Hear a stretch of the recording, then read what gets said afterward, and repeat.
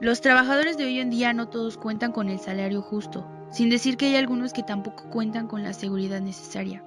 Y una de nuestras ideas es que si ahora no se tiene un buen manejo del trabajo laboral de los obreros, mucho menos antes, ya que no todos los trabajadores conocían sus derechos, y por la necesidad trabajaban lo que fuera por unos simples centavos. A partir de estas injusticias ante el obrero mexicano, buscaron que los escucharan para dar sus opiniones y tratar de llegar a un acuerdo justo para ellos. Los trabajadores pedían menos horas de trabajo y un aumento de salario, ya que el trabajo que realizaban no era el más seguro. Tampoco contaban con ayuda de la empresa o industria en la que trabajaban. Pedían que se diera un ascenso del trabajo con respecto a su desempeño. Y conociendo sus ideas, no se alejan tanto de lo que sucede en estos días. Como tampoco descartar que los jefes o la industria no hace caso a estas peticiones. Simplemente no las toman en cuenta. Durante la dictadura porfirista se prohibió a los trabajadores que formaran organizaciones, manifestaciones o cualquier revuelta para defender sus derechos, castigándose a multas e inclusive la prisión a quienes desobedecieran.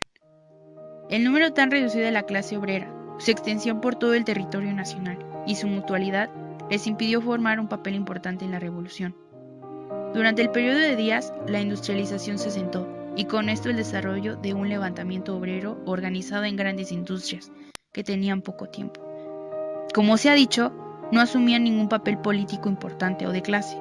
Se dedicaban a hacer colectas entre los trabajadores para apoyar a un trabajador enfermo o cuando alguien moría. Pero hubo un factor importante que hizo despertar a los trabajadores: la represión. Durante la dictadura las leyes antiobreras eran muy fuertes y la represión ante las luchas eran salvajes. Los casos más importantes son las huelgas de Cananea y Río Blanco, donde los obreros, en el primer caso, fueron duramente reprimidos por exigir la igualdad de salarios que los trabajadores norteamericanos que laboraban en la mina, y en el segundo por apoyar una huelga que se desarrolló en todo el sector textil de la zona. Esto no resolvía de fondo las contradicciones de capital-trabajo. Tenemos que resaltar sobre una idea que es importante. La apertura comercial era acompañada de una intensa explotación del trabajo. Así cualquier huelga o intento de organización más allá del mutualismo era vista como un intento de ir contra el progreso de la nación. Y a los trabajadores se les daba el trato de traidores. Las relaciones laborales eran negativas y existía la discriminación. Los mexicanos trabajaban largas horas y en condiciones deplorables, con abusos y maltratos de los jefes o dueños. Cabe mencionar que eran la mayoría trabajadores mexicanos, pero los trabajos más importantes eran para los extranjeros. El magonismo fue un movimiento importante y con potencial para convertirse en un partido independiente de los trabajadores en la revolución.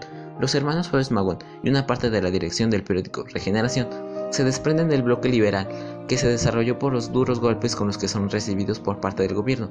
De forma correcta, los hermanos Magón comienzan a apoyarse cada vez más en los trabajadores. Comienza un trabajo de organización en las zonas obreras donde tiene un gran impacto. En pocos años pasan a ser un grupo reconocido en todos los países por su trabajo de agitación y propaganda.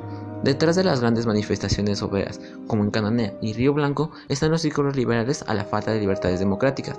Tales condiciones, así como la alta población obrera y el trabajo político de los cuadros del magonismo, facilitaron la organización de los obreros y empleados.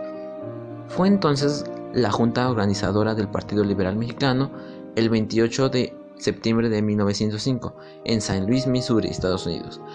El movimiento magonista se preparaba para luchar contra la dictadura de Díaz y lograr lo que la sociedad mexicana necesitaba. El 16 de enero de 1906 surgió en Cananea la Unión Liberal Humanidad, bajo la dirección de Manuel Diegues y Esteban Vaca Calderón, como expresión del PLM.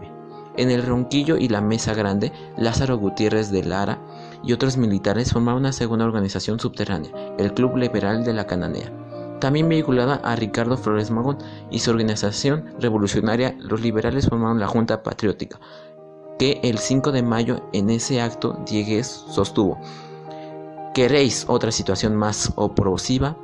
¿Preferir fuera renunciar a nuestro título de hombres y de mexicanos?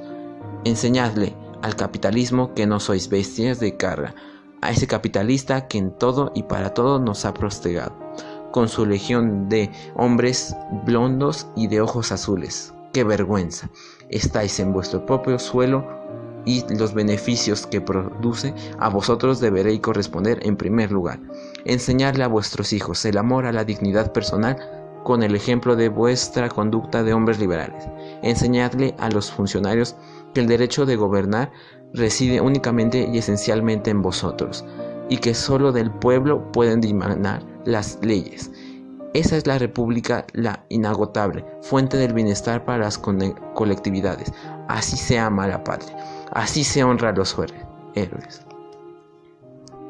La clase trabajadora empezó a entender que el trabajo tenía un mayor valor del que el patrón pagaba por él, y que las condiciones en las que laboraban debían ser otras, no tan salvajes. Los mineros de entonces comprendieron que debían luchar si quieren conseguir un cambio. Las peticiones a la huelga. Los mineros dejaban su vida de excesivas jornadas de 14 y 16 horas diarias, sin días de descanso. Sus contratos incluían los abusos de autoridad de los empleados, de privilegio, jefes y carceleros, con el inhumano maltrato que debían padecer de manos de los estadounidenses y del también estadounidense patrón.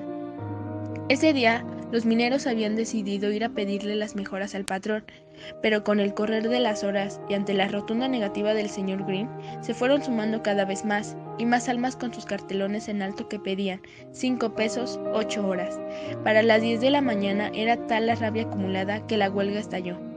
Comenzó de esta manera una de las acciones huelguistas más importantes en la historia del movimiento obrero mexicano. El maestro Jesús Silva Herzog escribió: fueron los mineros de Cananea los primeros que en México lucharon por conquistar la jornada de 8 horas y un salario mínimo suficiente para satisfacer, dentro de los marcos humanos, las necesidades del trabajador y de su familia. Tan pronto se paralizó la mina, el patrón, espantado y temeroso, llamó al jefe municipal, Filiberto B. Barroso, que planteó se nombraran representantes de los huelguistas para negociar con la compañía de la comisaría de Roquillo. Por los mineros asistieron, entre otros, Valentín Gómez, Juan N. Río y Esteban Vaca Calderón. El pliego petitorio presentado en la CCCC se planteaba así: deseamos, pues, que se utilice la inteligencia de los mexicanos y se mejore la organización a que han estado sujetos. Desde luego, proponemos a usted que a todos los mexicanos en general se les pague un peso más sobre el sueldo que han disfrutado. No debemos omitir otra consideración de orden superior. Si a los mineros mexicanos se les otorga justicia, en el caso que nos ocupa, 8 horas de trabajo serán suficientes para que el trabajo de todos rinda tanto o más productos, buscando igualdad en el área laboral, que se trataran todos iguales y tuvieran oportunidad de subir de puesto de acuerdo a sus aptitudes, un acuerdo muy justo. El presidente de la empresa, William C. Green, respondió en los siguientes términos: con verdadera sorpresa y profundo pesar, me he enterado de la comunicación de ustedes, de esta fecha, la que me parece eternamente infundida e instigada, tan solo por personas cuyo interés personal es del todo ajeno a la prosperidad y bienestar de los obreros de este mineral. Es del todo posible aumentar los salarios sobre su nivel actual, con relación al número de horas que deberá constituir un día de trabajo. Esto se rige enteramente por las condiciones bajo las cuales trabaja el operario. En cuanto a la designación de capataces o jefes, es del todo indispensable que la compañía escoja a las personas que deberán dirigir sus operaciones.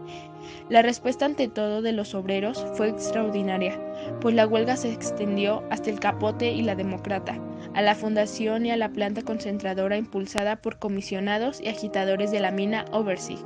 Los trabajadores organizaron y realizaron una manifestación que inicialmente abarcaba a 1,500 almas. En Buenavista se incorporaron a la marcha 500 operarios, en la concentradora otros 200 y en la fundición alrededor de 1,000. Los comerciantes de diversas nacionalidades recibieron a los manifestantes con entusiasmo. Cerca de la demostración, Green y sus 30 yanquis armados vigilaban desde automóviles el desarrollo de la movilización obrera. La empresa imperialista estaba preparada para la represión. Los empleados de confianza y pistoleros organizados, guardias blancas, fueron dispuestos para la lucha antiobrera. Al arribar a la maderería, George y William Metcalf utilizaron mangueras de presión para empapar a los huelguistas. Los mineros entraron a la fuerza y se iniciaron los primeros balazos. Un trabajador fue asesinado, a la oficina se le prendió fuego y George Metcalf fue ajusticiado a pedradas. William hizo varios disparos, haciendo caer a otros obreros, pero él también fue muerto. Los huelguistas respondieron a la violencia con violencia. Green y sus seguidores pistoleros retrocedieron a un edificio cercano a la sede de la alcaldía.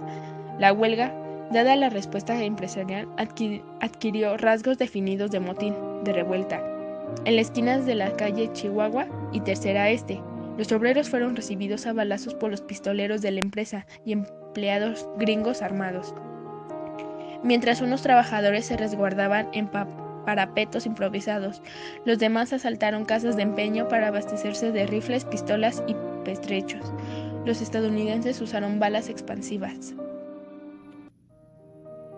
La batalla se generalizó.